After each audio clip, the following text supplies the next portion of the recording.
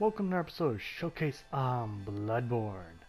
Now for today's episode I'm going to do two weapons at once. Two offhand weapons. Because I don't think either one alone really warrants a whole episode. So I put them together. But first off, let's start with the Fist of Gratia. I think that's how you pronounce her name. A chunk of iron fitted with finger holes. The hulking hunter woman, simply Gratia. Ever hopeless when handling hunter's firearms, preferred to knock the lights out of beasts with this hunk of iron, which incidentally causes heavy stagger. Gratia was a fearsome hunter who, and to onlookers, her unrelenting pummeling appeared oddly heroic. No wonder this weapon was later assumed her name. Now, you can beat around the bush all you want. This is just a pair of knuckles.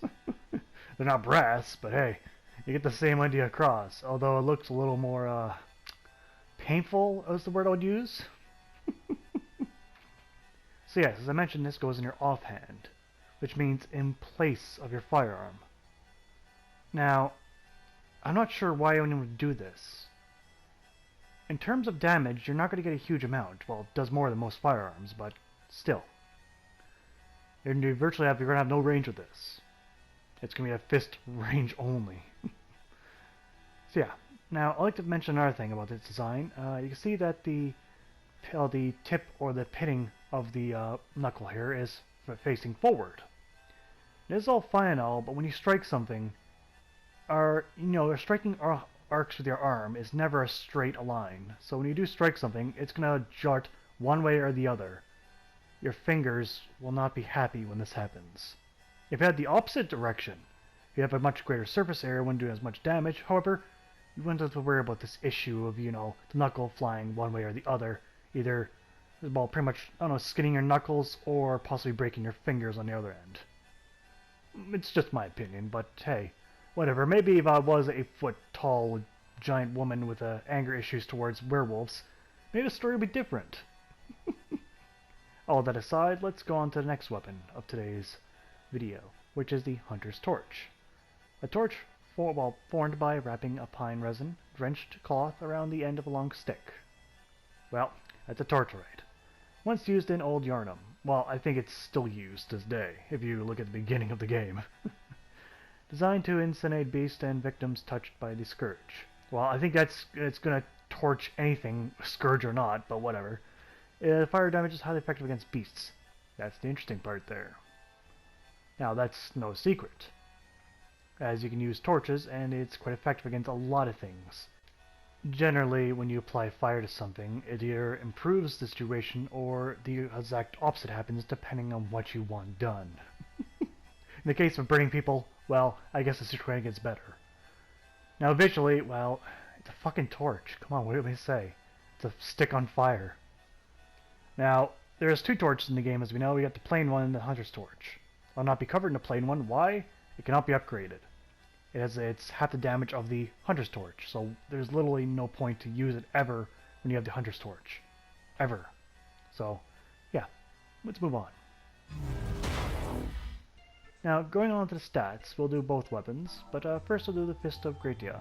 Now, damage-wise, it's better than most firearms, but that's not saying a whole lot. You start off with 60 rough physical damage, then a bonus of 23. That isn't that great. This weapon has a serious uphill battle for anything to impress me.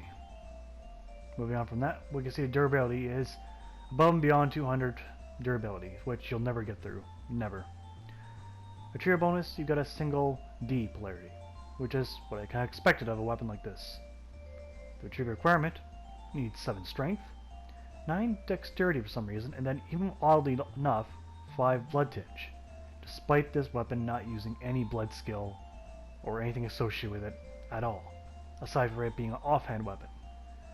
Yeah, very, very strange. Very odd. There's another thing here you probably noticed, but I'll get to talk about that later in Upgrade. But let's talk about the Hunter's Torch. Now, for physical damage, we got 50 damage here, and then plus 27 for bonus, but that's fire damage. Purely fire, which makes a lot of sense. Now in special stats, durability is 150, and they claim it's better against beasts, which it does. I'll show you the difference later, but funny enough, they don't show the numbers here. It's like you got two numbers here. You got 100 for the snake creatures, which I name escapes me right now, and then you got beasts, the icon for the wolf. It should be 125 if I had to give it a number, but it's not. Moving on from that, we see the attribute bonus is a B for arcane, purely. Well, it makes sense since it is fire damage. Attribute requirements, you need 6 strength for some odd reason. Well, it's a torch.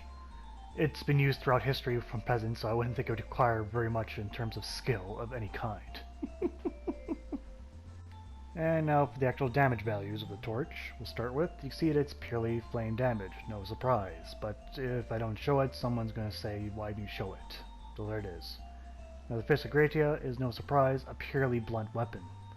I wasn't expecting thrust or slash damage from this one. But you could put thrust if you put a nail or so on the end of it, and not to mention making it a little more deadly, but missed opportunity.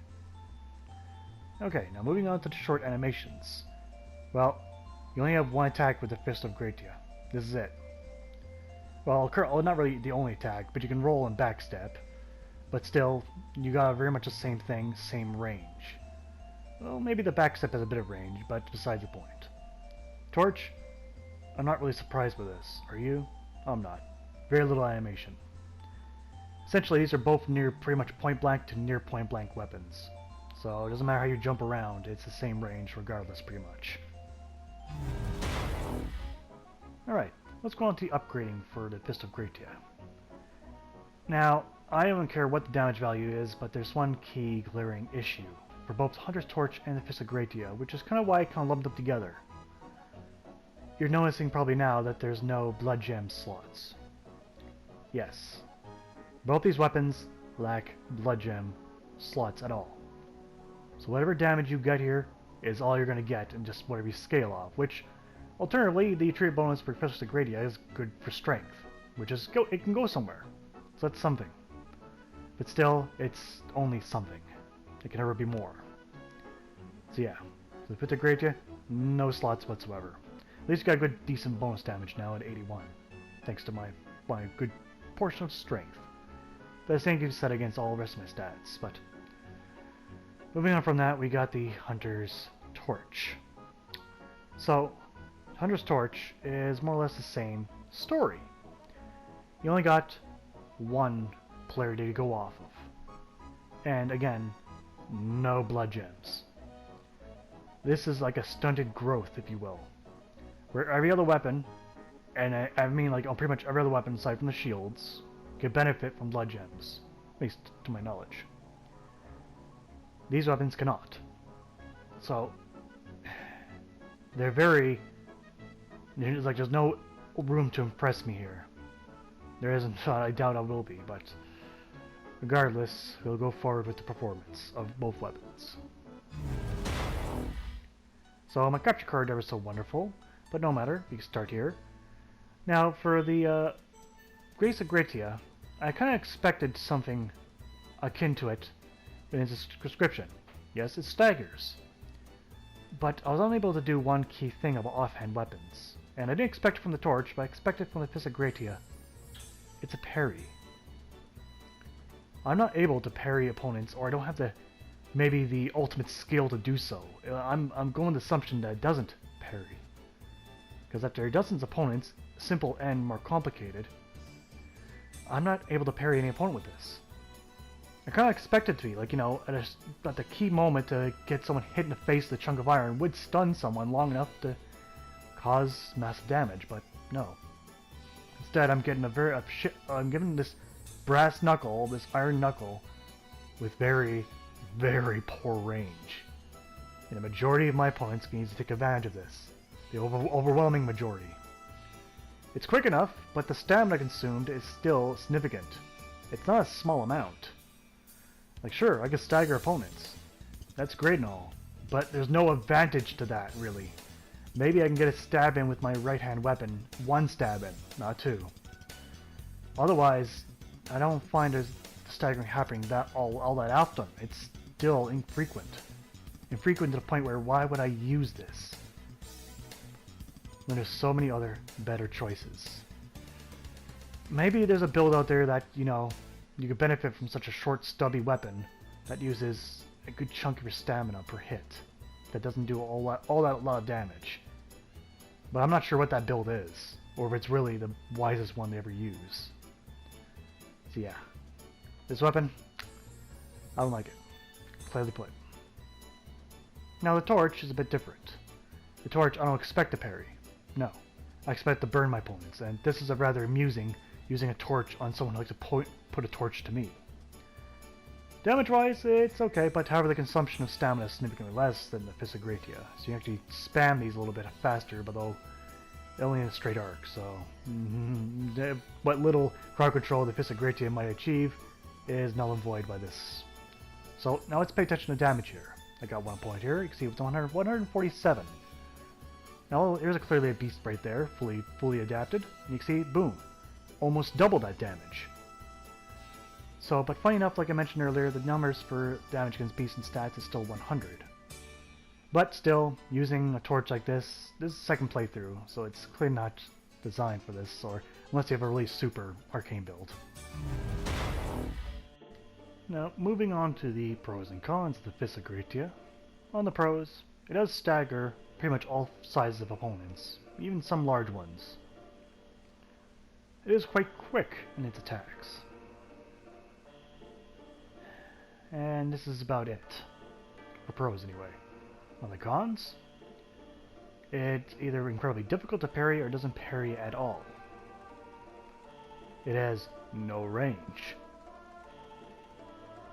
And pretty much in terms of usability, there's a lot better options for your offhand weapon, in my opinion. A lot better. Simply put. Now moving on from the pros and cons to the score. Now, I'll be only scoring this out of 40. I won't be scoring the animation given that there's very little in the way of animation. So damage, I'll give it a 6 out of 10. It does a decent amount of damage. Better than most offhand weapons, but better than most. Reach, 1 out of 10. It's abysmal. It's the shortest reach in the game, I believe, besides your bare fists. If not the same, anyway. Bonus though, 7 out of 10. It's a respectable bonus, though it only draws from 1 polarity, so it's a bit limiting. Miscellaneous, a 2 out of 10. Mainly in the premise of you can't really upgrade this at all with blood gems, whatsoever.